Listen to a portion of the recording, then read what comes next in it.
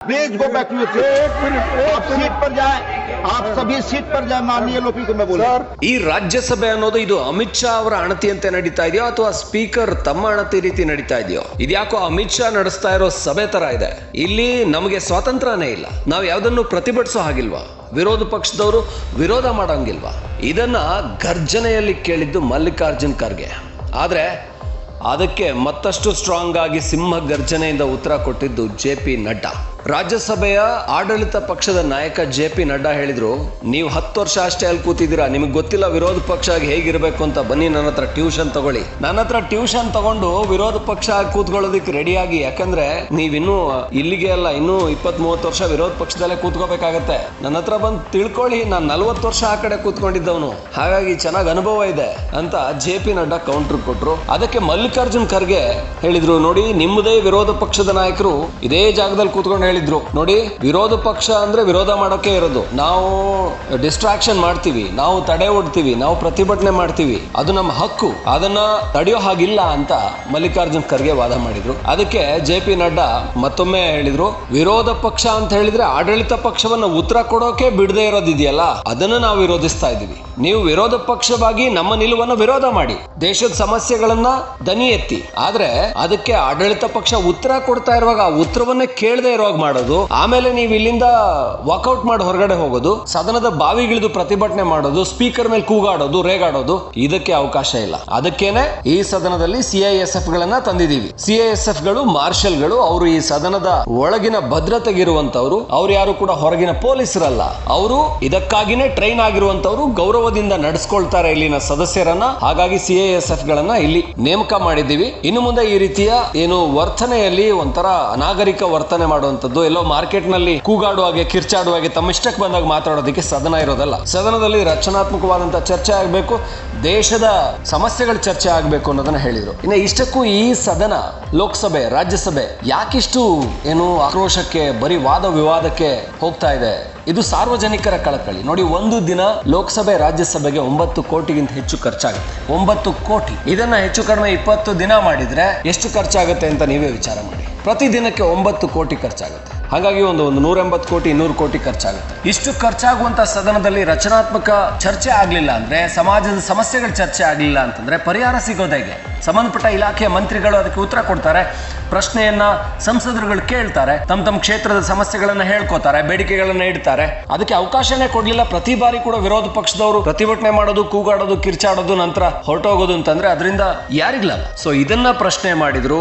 ಎಲ್ಲ ರಾಜ್ಯಗಳಲ್ಲೂ ಲೋಕಸಭೆ, ರಾಜ್ಯಸಭೆಯಲ್ಲಿ ಇದೇ ನಡೆಯುತ್ತೆ. ಆದ್ರೆ ಈಗ ರಾಜ್ಯಸಭೆ ಅಂತ ಹೇಳಿದ್ರೆ, ಅಥವಾ ಕರ್ನಾಟಕದಲ್ಲಿ ವಿಧಾನ ಪರಿಷತ್ತು ಅಂತ ಹೇಳಿದ್ರೆ, ಅದು ಮೇಲ್ಮನೆ ಅಂತ, ಅದನ್ನ ಬುದ್ಧಿವಂತರ ಸಭಾಂಗಣ ಅಂತ ಹೇಳ್ತಾರೆ. ಸೊ ಅಲ್ಲಿ ಸ್ವಲ್ಪ ಶಿಸ್ತಾಗಿರ್ಬೇಕಲ್ವಾ? ಅಲ್ಲಿರುವಂತವ್ರೆಲ್ಲರೂ ಕೂಡ ಅವ್ರ ಜನರಿಂದ ಆಯ್ಕೆಯಾಗಿ ಬಂದವರಲ್ಲ, ಅವರು ಸಾಧನೆ ಮಾಡಿ ಬೇರೆ ಬೇರೆ ಕ್ಷೇತ್ರಗಳಿಂದ ಇಲ್ಲಿಗೆ ಆಯ್ಕೆಯಾಗಿ ಬಂದಂತವ್ರು, ಹಿರಿತನದಲ್ಲಿರುವಂತವ್ರು, ಅಲ್ಲಿರುವಂತವ್ರೆಲ್ಲರೂ ಕೂಡ ಘನತೆವೆತ್ತಂತವ್ರು. ಅಲ್ಲಿ ಸಹಜವಾಗಿ ನೋಡಿ, ಸುಧಾಮೂರ್ತಿ ಇದ್ದಾರೆ, PT ಉಷಾ ಅವರು ಇರ್ತಾರೆ, ಕ್ರೀಡಾ ಕ್ಷೇತ್ರದಲ್ಲಿ ಸಾಧನೆ ಮಾಡಿದಂತವ್ರು, ಬೇರೆ ಬೇರೆ ಸಿನಿಮಾ ಕ್ಷೇತ್ರದಲ್ಲಿ ಸಾಧನೆ ಮಾಡಿದಂತ ಜಯಾ ಬಚ್ಚನ್ ಇದ್ದಾರೆ.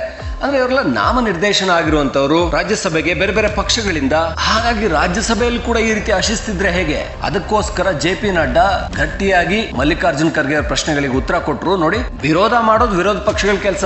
ನೀವು ಮಾತಾಡಿ, ಮಾತಿಗೆ ಅವಕಾಶ ಇದೆ, ವಿರೋಧ ಮಾಡೋಕೆ ಅವಕಾಶ ಇದೆ. ಆದ್ರೆ ಆಡಳಿತ ಪಕ್ಷ ಮಾತನ್ನೇ ಆಡೋದಕ್ಕೆ ಬಿಡದೇ ಇರೋ ವಿರೋಧ ಮಾಡಿದ್ರೆ ಅದಕ್ಕೆ ಸಮಸ್ಯೆ ಆಗುತ್ತೆ, ಅದರಿಂದಾನೇ ತೊಂದರೆ ಆಗೋದು. ಅದಕ್ಕೋಸ್ಕರ ಕ್ರಮ ತಗೋಬೇಕಾಗುತ್ತೆ ಅನ್ನೋ ಮಾತನಾಡಿದ್ರು. ಇದು ರಾಜ್ಯಸಭೆಯಲ್ಲಾದಂತ ಬಿಸಿ ಬಿಸಿ ಚರ್ಚೆ, ವಾದ ವಿವಾದ, ವಾಗ್ವಾದ. ಈ ರೀತಿಯ ವಾಗ್ವಾದಗಳು ನಿರಂತರವಾಗಿ ನಡೀತಾ ಇವೆ. ಇನ್ನು ಆಗಸ್ಟ್ 12ರವರೆಗೂ ಕೂಡ ಸದನ ಇರುತ್ತೆ. ಅಲ್ಲಿ ಮತ್ತಷ್ಟು ಅಭಿವೃದ್ಧಿಯ ಬಗ್ಗೆ ಚರ್ಚೆಗಳಾಗೋ ಬದಲು ಈ ರೀತಿ ವಿವಾದಗಳೇ, ಬರೀ ಜಗಳಗಳೇ ಆಗ್ತವೆ ಅಂತ ಕಾಣಿಸ್ತಾ ಇದೆ.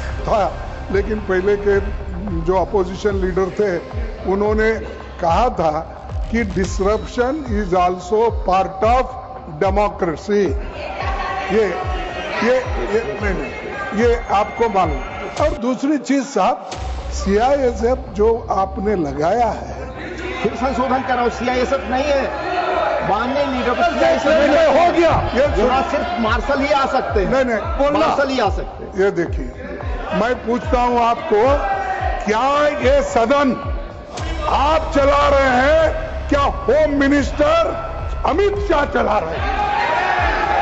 ये गलत आरोप है. कौन चला रहे हैं? गलत आरोप है, क्योंकि उनका माननीय लीडर के हो हाउस, आपकी बात रुको, आपकी बात बैठ जाइए।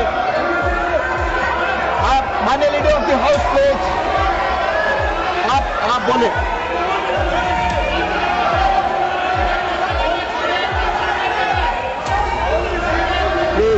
प्लीज माननीय लीडर ऑफ द हाउस, उपसभापति जी, आज का दिन बहुत ही ऐतिहासिक दिन है,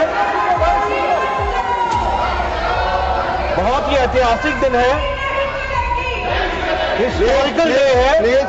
प्लीज क्योंकि पार्लियामेंट में, राज्यसभा में जो आपने 2 ऑब्जर्वेशंस दिए हैं, वो 2 ऑब्जर्वेशंस सदा सदा के लिए अंकित रहेंगे, रिकॉर्ड में रहेंगे और वो रेफरेंस पॉइंट बनेंगे आगे राज्यसभा को चलाने के लिए।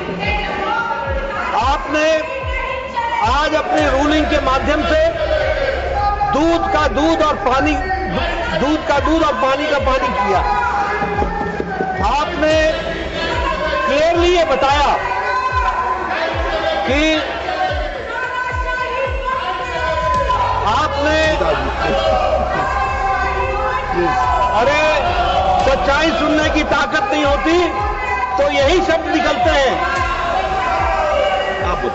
मैं ये कह रहा था कि आपने बखूबी इस बात को स्पष्ट किया कि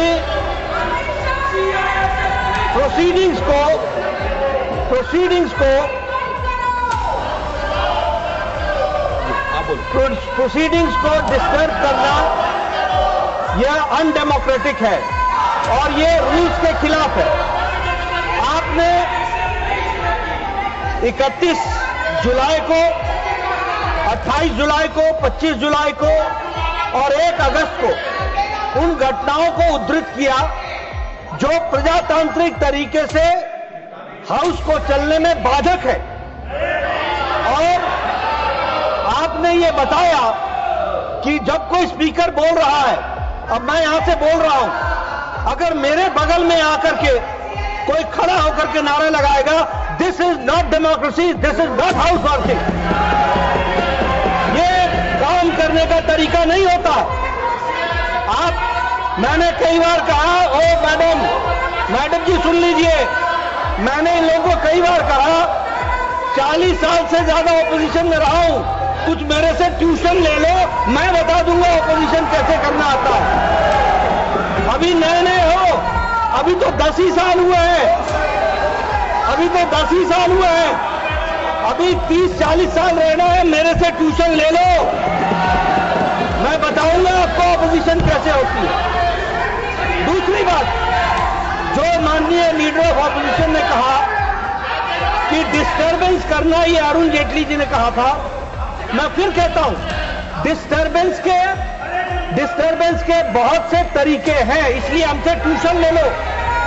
लेकिन इन डेमोक्रेसी अगर आप लाठी भांजे और आपकी लाठी मेरे नाक को लगे तो your democracy ends where my nose starts, that you have to understand. और इसलिए मैं बोलना चाहता हूं कि इनकी डेमोक्रेसी वहां समाप्त हो जाती है जब वो अपने स्थान को छोड़ करके किसी व्यक्ति को, जिसको बोलने का अधिकार है रूलिंग पार्टी में, उसको डिस्टर्ब करते हैं और उसके बगल में नारे लगाते हैं। ये अनडेमोक्रेटिक भी है, this is not disturbance, this is anarchism, और ये एनार्किज्म करने की कोशिश करते हैं, इसको हमको समझना चाहिए। तीसरी बात,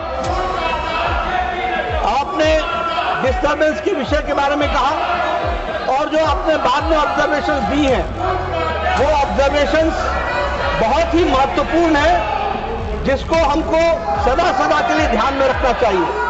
any person who is in the house to maintain discipline and decorum by the order of the chair is a marshal, he is not any member of any paramilitary forces, he is marshal and that is why he is here। तकलीफ इनको इस बात की है कि इन्होंने discipline को जब लागू आपने किया तो इनको जो एनार्किज्म करने का छूट थी उसको आपने रोक लगाया, उसके लिए मैं आपको बहुत बहुत धन्यवाद देता हूं। और साथ ही जो ऑब्जर्वेशंस आपने दिए हैं वो ऑब्जर्वेशंस बहुत सही हैं, हिस्टोरिकल हैं, रेफरेंस के काम आएंगी और आगे वो रेफरेंस पॉइंट बने।